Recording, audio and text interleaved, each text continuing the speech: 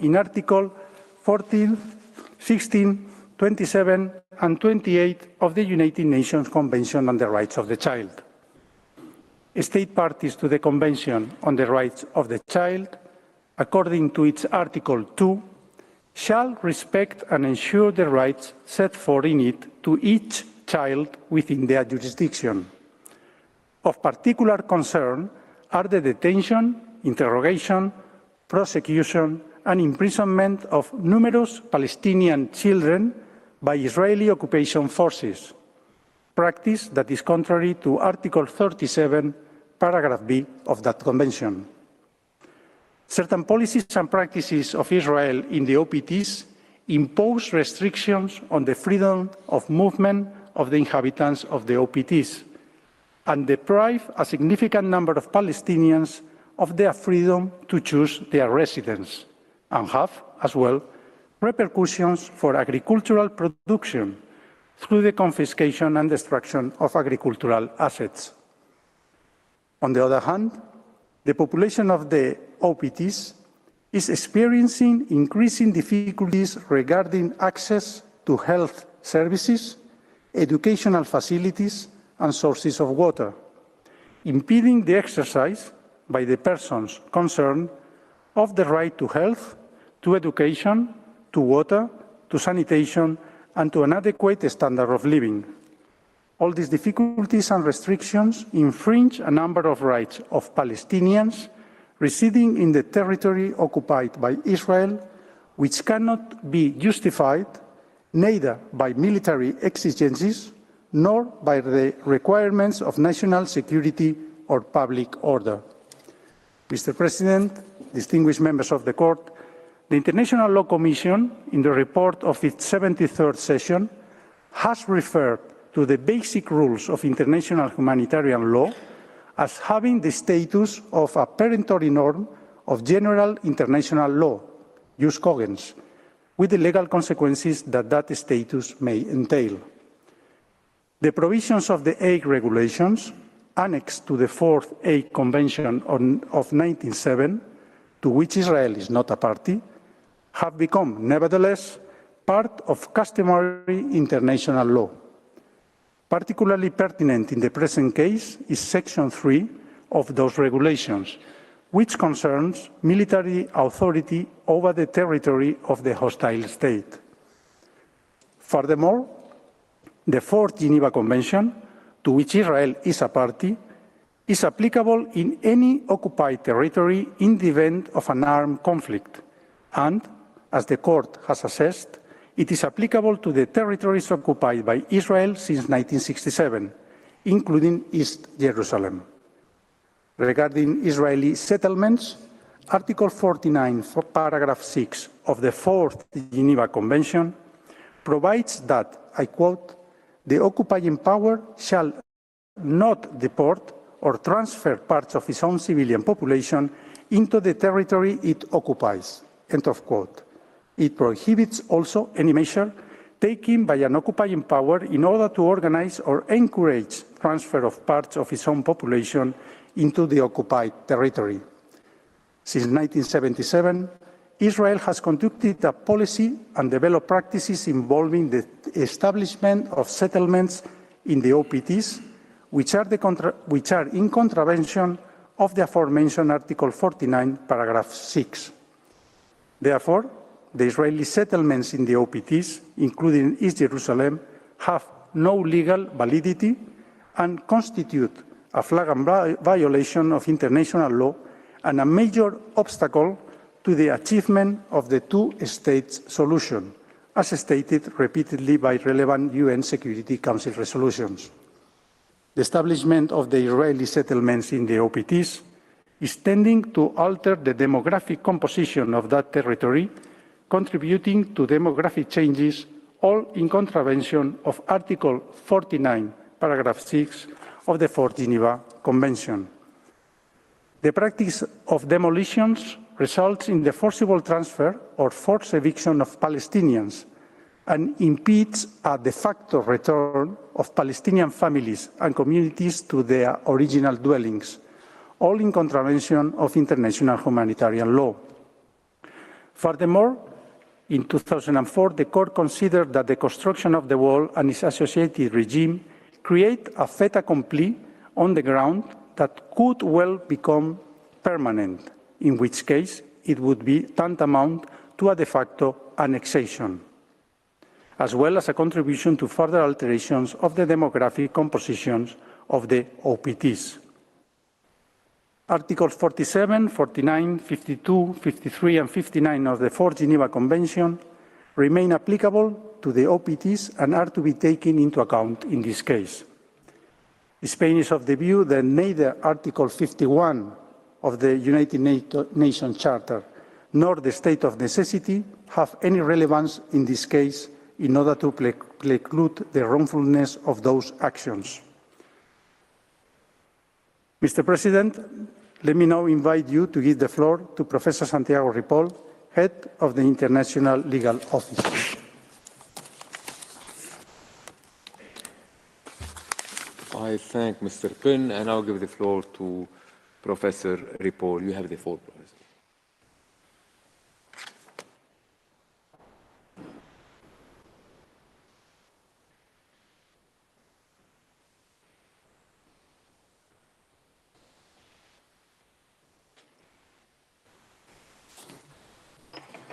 Mr. President, distinguished members of the Court, what are the legal consequences arising from the repeated, permanent, and aggravated non-compliance of core rules of international law? This is the question the General Assembly requested to the Court. When this question is examined from the perspective of the law of state responsibility, the importance of the advisory opinion becomes critical. Articles 40 and 41 of the 2001 draft articles on responsibility of states for internationally wrongful acts answer this question. According to these articles, a serious breach of an obligation established for the protection of the interest of the international community as a whole entails the legal consequences stipulated for all breaches of international law, and some particular consequences. Therefore, the responsible state is obliged to cease the wrongful act, to give, if appropriate, guarantees and assurances of non-repetition, and to make reparation. Moreover, the responsible state is bound to continue performance of the international obligation. On the other hand, failure to comply with international obligations gives also rise to the right for the injured state to seek redress or take countermeasures. However, it has been said, Article 41 states that besides these ordinary consequences, serious breaches of jus cogens rules gives rise to some additional particular consequences, which, generally speaking, imply certain obligations for all other states to respond to the wrongful act, namely, obligation to cooperate with and bring to an end the alleged violation, obligation not to recognize the legal situation, and obligation not to render aid or assistance in maintaining the situation.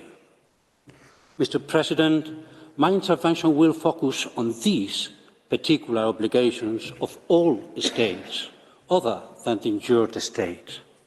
In its 2004 advisory opinion on the wall, the Court briefly referred to these additional consequences. 20 years later, with the worsening of the situation in the occupied Palestinian territories, the Court is called upon to set out in greater detail these obligations. Mr. President, distinguished members of the Court, the duty to cooperate to bring to an end remains the first obligation of the states, according to Article 41 of the draft articles. This obligation to cooperate shall be carried out by all states. In the Israeli-Palestinian conflict, cooperation among all states has been organized in the framework of the United Nations. Once again, 20 years after the advisory opinion on the wall was passed, it is an indisputable reality that the situation in Palestine has worsened and that resolutions of the Security Council and the General Assembly have repeatedly condemned the actions of the parties and repeatedly demanded the cessation of the violations of international law. However, such resolutions have failed to establish redress and sanction measures.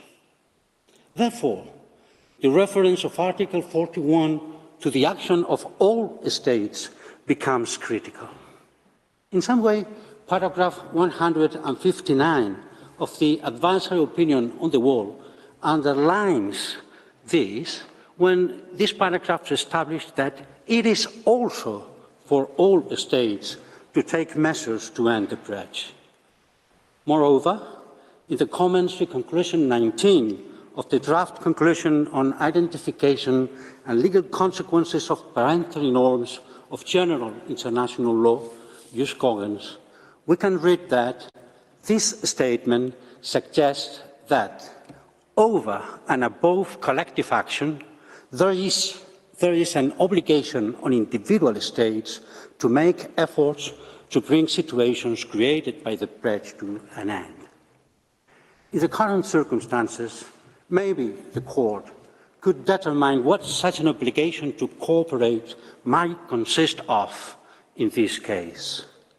In doing so, the Court may take into consideration the numerous resolutions of the Security Council and the General Assembly, especially those resolutions stating that states are obliged not to take measures that would imply changes in the status of the occupied territories, including East Jerusalem and the Gaza Strip. Corollary is clear. Establishing diplomatic missions in the Holy City is a serious threat to the stability of peace in the region and the world. Coming back to the cooperation of all the states within the bodies of the United Nations, the Court could determine whether the obligation of all states to cooperate to bring to an end any serious violations of parental norms entails the duty within the Security Council, in particular, entails the duty to not prevent, hinder, or delay collective action in favor of the peaceful resolution of the conflict. Mr. President, let me move on now to consider the two particular duties included in Article 41, paragraph 2 of the 2001 draft articles, namely the duty not to recognize the legal situation and the duty not to render aid or assistance in maintaining this situation. What situation? The last resolutions adopted by the Security Council and the General Assembly on the Israeli-Palestinian conflict update the scope of the current situation that should not be legally recognized. Certainly, Resolution 7488 of the General Assembly, the first one, including this formula, calls upon all states not to recognize and not to render aid or assistance in maintaining the situation created by measures that are illegal under international law, including those aimed at advancing annexation in the occupied Palestinian territory. Since these two obligations have been reiterated by the Court and other United Nations bodies in this, but also in other situations, they are to be considered as customary law, something that, by the way, the International Law Commission has already affirmed. Finally, let me, Mr. President, to refer briefly to paragraph 3 of Article 41 of the draft articles, which states that international law may recognize additional legal consequences deriving from the legal regime to which the primary rule that has been violated belongs. These particular obligations can be found either in the foundation of the legal regime in particular or Security Council resolutions. Article 47 and 146 of the Fourth Geneva Convention are good examples of obligations provided for in the foundational treatise of a concrete, a particular legal regime like the international humanitarian law. While Article 47 establishes the inviolability of the rights of persons in occupied territories, Article 146 refers to the obligation of the states parties to the Convention to prosecute and condemn persons who commit or ordered to be committed any of the grave breaches of the Geneva Convention. As said, sometimes these obligations linked to a particular legal regime sometimes are specified by the Security Council itself. This is the case of Resolution 2334 of 2016, which requires the states to distinguish in their relevant dealings between the territory of the State of Israel and the territories occupied since 1967. Mr. President, distinguished members of the Court, Spain formulates these considerations within the framework of a consultative procedure, aware that the Court, guardian of international legality, can offer the United Nations arguments to adopt decisions to address the situation and, at the same time, contribute to the clarification and development of the international legal order. Thank you very much. I thank the delegation of Spain for its presentation. I invite the next participating delegation, Fiji, to address the court and call upon Mr. Filippo Tarakinikini to take the floor.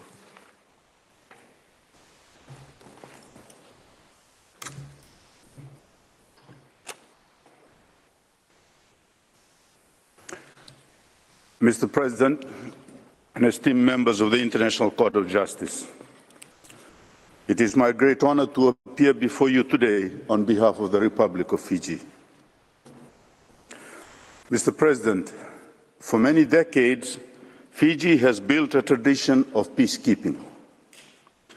Our commitment to world peace is unwavering, and we are resolute in our efforts to contribute to global stability. I have personally had the privilege of leading peacekeeping operations in the Middle East over a period of more than 20 years. Mr. President, members of the Court, Fiji supports all efforts to establish a comprehensive, just, and lasting peace for both Israelis and Palestinians. Efforts that recognize the right of Palestinian people to self-determination and the right of the Jewish state of Israel to exist as a sovereign state with secure borders. Efforts that emphasize the need for the parties to engage in constructive negotiations as envisioned by the Security Council and the General Assembly. Fiji affirms the important role of this court as the highest judicial organ of the United Nations in resolving disputes between states and assisting UN organs in their activities. In so doing, the Court must promote the purposes and principles of the United Nations Charter. According to Article 1 of the UN Charter, one of the main purposes of the United Nations is, and I quote, to develop friendly relations among nations based on respect for the principle of equal rights and self-determination of peoples, end of quote. Fiji strongly believes that the only way to achieve truly sustainable peace between Israel and the Palestinian people, indeed between any neighbors, is through mutual respect. As reflected in our written statement, Fiji considers it essential to maintain and uphold the legal framework agreed between the parties and sanctioned by the Security Council to resolve the Israeli-Palestinian dispute. That framework is founded on the understanding that Jews and Arabs must coexist in a small piece of territory. This requires direct negotiations between the parties for an agreed outcome.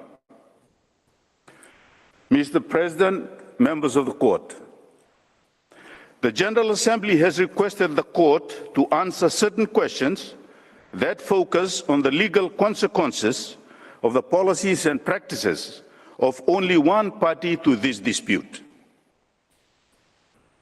To answer these questions, the Court would need to carry out an independent judicial assessment of both the law and the facts on virtually every aspect of the Israel-Palestine dispute, taking account of the relevant context.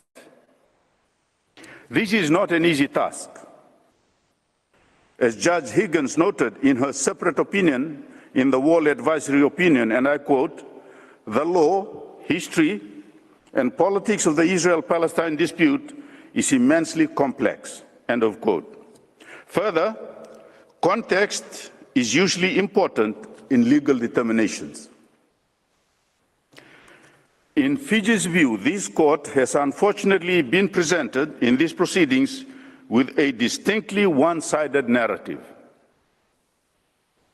This fails to take account of the complexity of this dispute and misrepresents the legal, historical, and political context.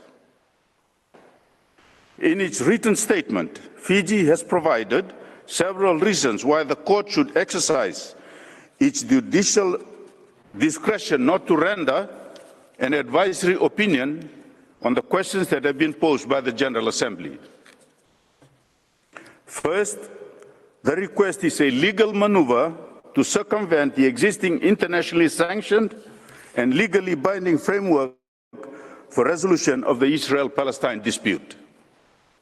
Second, to give an opinion in this case, and I quote, would have the effect of circumventing the principle that a state is not obliged to allow its disputes to be submitted to judicial settlement without its consent, end of quote. And third, due to the one-sided formulation of the questions posed in Resolution 77/247, the Court does not have before it the accurate and reliable information that it would need to render an opinion on the questions posed. Mr. President, members of the Court, in this oral presentation, I will address the first and third of these issues. I turn to the existing framework. In these proceedings, the Court has been asked to render an advisory opinion that may well mean, in effect, the immediate, unconditional, and total end to the occupation. That is, withdrawal of all military, Israeli military, civilians from the entirety of the West Bank, East Jerusalem, and Gaza. This withdrawal must not only be complete, but it must also be unconditional. In other words, Israel may not impose or require any limitations or conditions. This unconditionality is supposedly necessary in order that the Palestinian people have a sovereign state on such territory, which they assert is the only way to achieve justice and therefore peace. Fiji respectfully submits that this demand of a complete and unconditional withdrawal circumvents the peace process and the agreements that have been made in pursuit of that process. Mr. President, the fact is that from 1993, Israel and Palestine entered into the series of agreements known collectively as the Oslo Accords. The parties expressed the intention to, and I quote, put an end to decades of confrontation and to live in peaceful coexistence, mutual dignity and security while recognizing their mutual legitimate and political rights. End of quote. To that end, they agreed on a wide range of interim measures pending the achievement of a final agreement through permanent status negotiations. Some of those interim measures include the Palestinian Authority was established. Powers and responsibilities were transferred from the Israeli military government and its civilian administration to the Palestinian Authority, while Israel continued to exercise powers and responsibilities not so transferred. Direct, free, and general political elections were to be held by the Palestinians. The West Bank was divided into 3 areas, A, B, and C. The Palestinians would obtain exclusive control over Area A. Area B would be under joint Israeli-Palestinian control, and Area C would be under exclusive Israeli control. Lastly, the parties would enter negotiations on the permanent status to resolve the remaining issues, which included settlements, borders, Jerusalem, and security. In addition, the Oslo Accords contain a specific dispute resolution mechanism and do not permit either party unilaterally to commence or ask others to commence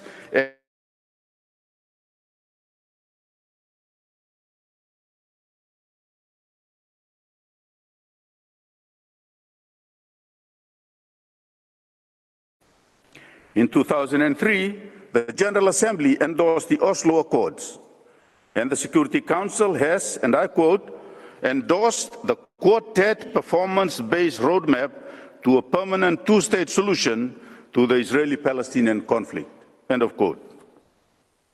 This court itself confirmed the importance of the Oslo Accords and the roadmap in the Wall Advisory Opinion in 2004.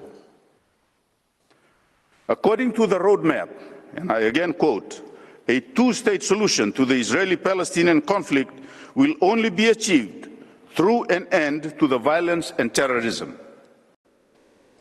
When the Palestinian people have a leadership acting decisively against terror and willing and able to build a practicing democracy based on tolerance and liberty, and through Israel's readiness to do what is necessary for a democratic Palestinian state to be established, and a clear, unambiguous acceptance by both parties of the goal of a negotiated settlement, end of quote. The thrust of the Oslo Accords and the roadmap is mutual performance and good faith negotiation leading to a consensual outcome. The Oslo Accords are legally binding. Remarkably, the Palestinians do not refer to these agreements in their written statement, while less than 12 months ago, both Israel and the Palestinians reaffirmed their, and I quote again, unwavering commitment to all the previous agreements between them, and to address all outstanding issues through direct dialogue, end of quote. Mr. President, it is our submission that the request to this court to opine on questions that address the legal obligations of only one party to this dispute conflicts with the clear rights and obligations of both parties in the Oslo Accords and the roadmap, and which exclude recourse to this court. For this reason, Fiji respectfully submits that the court should exercise its discretion not to render an opinion on those questions. Mr. President, members of this honorable court, I now turn to the issue of legal and factual evidence. As stated, in Fiji's view, the court should decline to answer the questions posed. But were it to do so, it would need to gather and independently assess the probative value of evidence on issues raised within the established legal framework of the dispute. This court would have to decide, as it has previously explained, and I quote, whether it has before it sufficient information and evidence to enable it to arrive at a judicial conclusion upon any disputed questions of fact, the determination of which is necessary for it to give an opinion in conditions compatible with its judicial character." End of quote.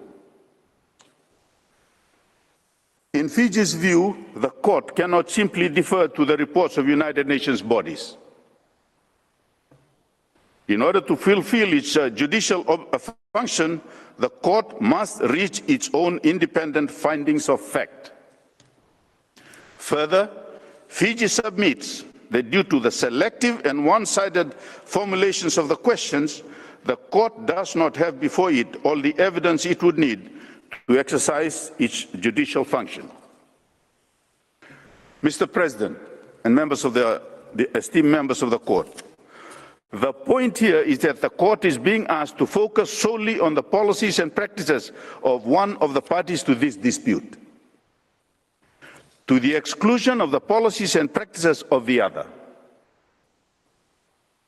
This is highly problematic.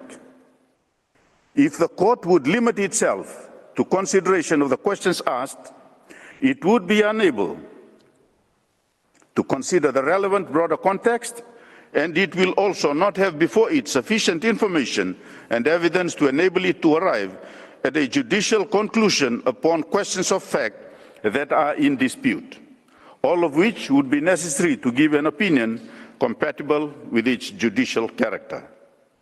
We will illustrate this by looking briefly at three of the issues raised by the questions that have been posed to the court.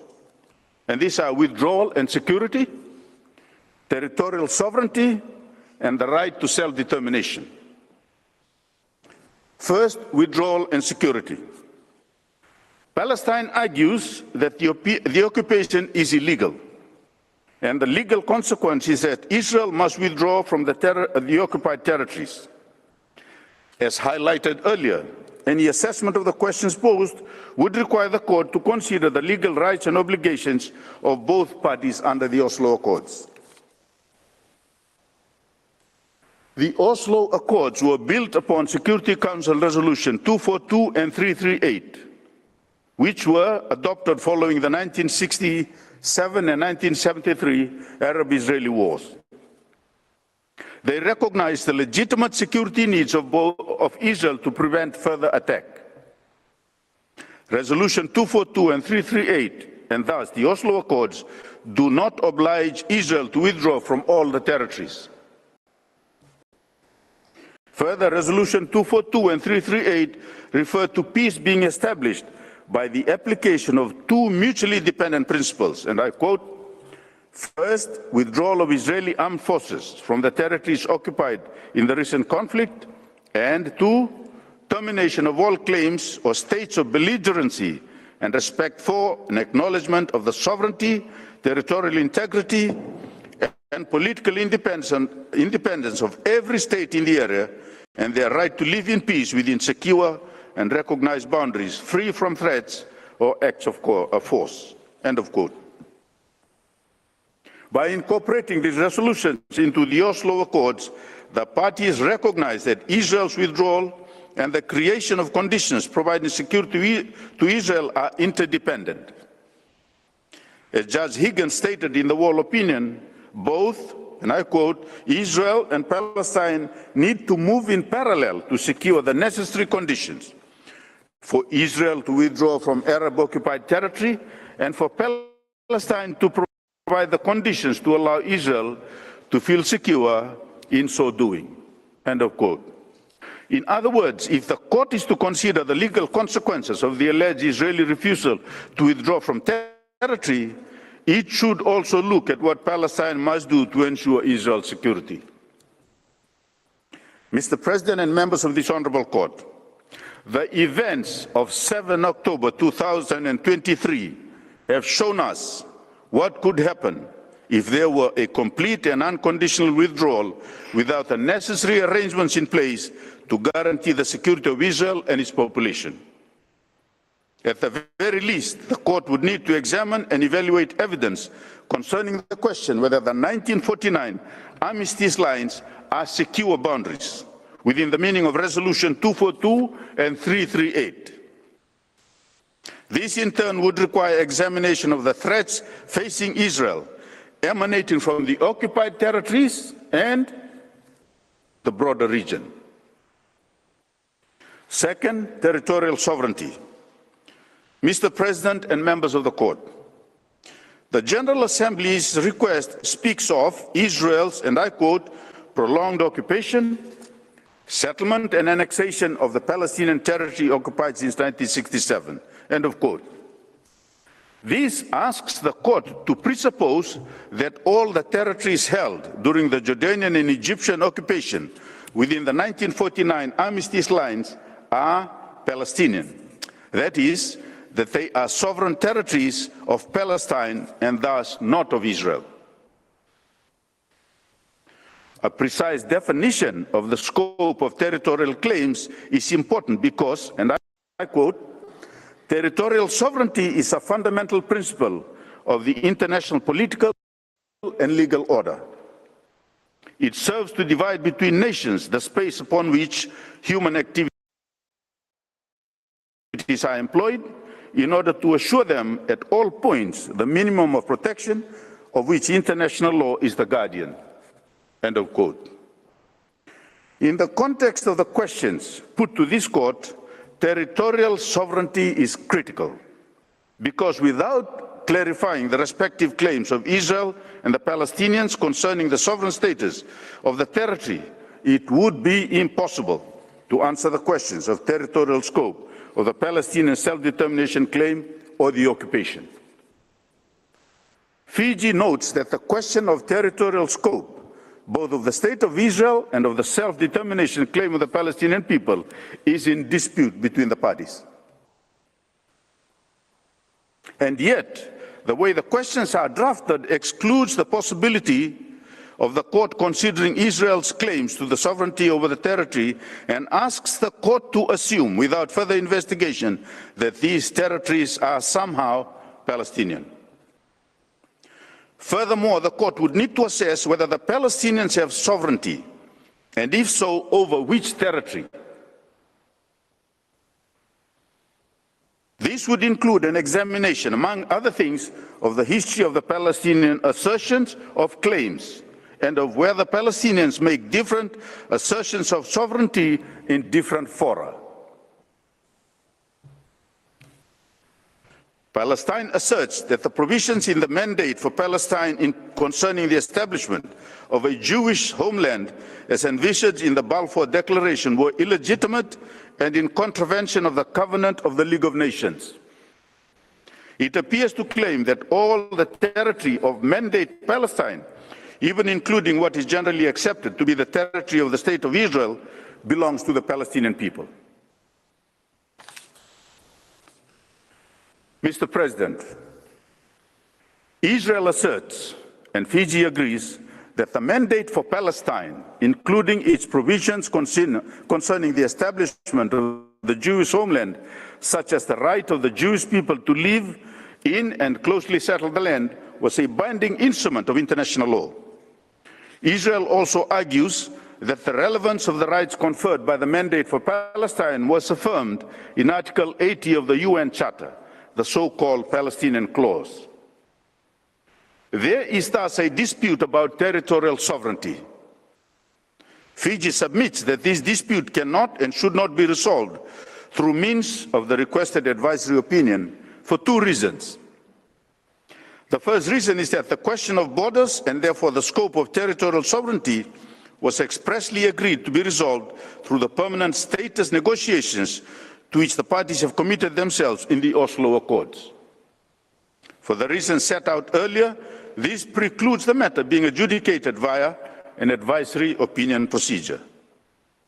The second reason is that, in any event, because of the way the questions to the Court have been formulated, the Court simply does not have before it sufficient information and evidence to enable it to arrive at a judicial conclusion on the disputed issue of the geographic limits of the territorial sovereignty of Palestine and Israel.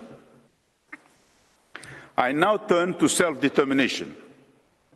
The questions before the court ask you to assume that Israel is violating the right of the Palestinian people to self-determination. The question of self-determination raises the question of territorial scope. This raises the evidentiary concerns I have just expressed. Moreover, Fiji knows that the right to self-determination is a relative right. It should not involve changes to existing frontiers. In the context of Israel-Palestine, this means that the court would need to ascertain whether the Palestinians' exercise of their right to self-determination has infringed the territorial integrity, political inviolability, or legitimate security needs of the State of Israel. By asking the court to look only at the policies and practices of Israel, Resolution 77/247 shields from the court's purview the policies and practices of Palestine. The result in Fiji's submission is that the court simply does not have before it sufficient information concerning the policies and practices of Palestine, and thus is unable to make a judicial determination on whether, in exercise of their right to self-determination, Palestine has infringed the sovereignty of the State of Israel. Mr. President, esteemed members of the court, in conclusion, the relationship between Israel and the Palestinian people is legally, factually, and historically complex. There are no simple answers. But there are two parties who need to jointly find a solution, and they should be supported to do this. Using the advisory opinion procedure to prosecute the alleged violation of international law of one of the parties to the dispute while ignoring possible violations by the other will not promote dialogue nor foster mutual respect. Rather, it is likely to undermine efforts towards peace that can be best settled through the recommitment of the parties to the processes established under the Oslo Accords. In our view, this is why the General Assembly was seriously divided on whether this question should be put to the court for an advisory opinion. And it is also why this honorable court should refrain from giving one. Fiji respectfully submits that for all these reasons, the court should exercise its judicial discretion to decline to provide an advisory opinion on the specific question put to it in the UN General Assembly Resolution 77/247. Mr. President, were the court to decide to provide an advisory opinion, which Fiji submits it should not, the court should be cautious to ensure the advisory opinion rendered does not circumvent the binding agreements between the parties, but encourages them to promote fruitful negotiations. Furthermore, the court should ensure that it does not impose obligations and responsibilities on only one party while disregarding its legitimate concerns. Mr. President, members of this honorable court, this brings me to the end of Fiji's oral presentation, and I thank you. I thank the delegation of Fiji for its presentation. I now call upon the delegation of the Maldives to address the court and invite Her Excellency Ms.